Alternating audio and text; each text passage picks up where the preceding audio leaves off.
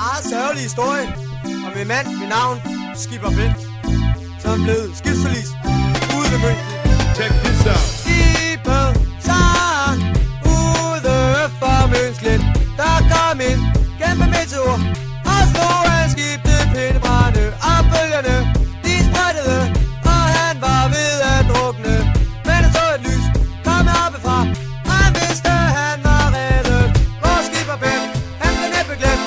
Han var en tapper sømand. Vores Skipper Ben, han blev næppe glemt. For han var en tapper sømand.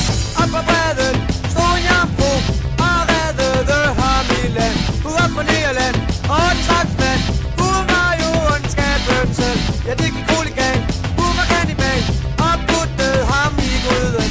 Og hun slikkede sig om munden og grinte. Ha ha ha. Vores Skipper Ben, han blev næppe glemt. Han var en tapper sømand. Vores Skipper Ben, han blev næppe glemt.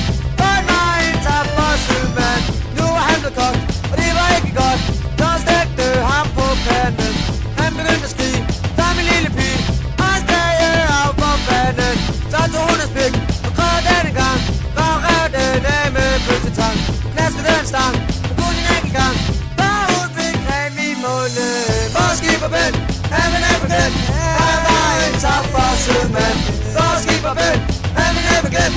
Han var en tapper sømand. Vores Skipper Ben, han blev næppe glemt. Han var en tapper sømand. Vores Skipper Ben, han blev næppe glemt. Han var en tapper sømand. Vores Skipper Ben, han blev næppe glemt. Han var en tapper sømand.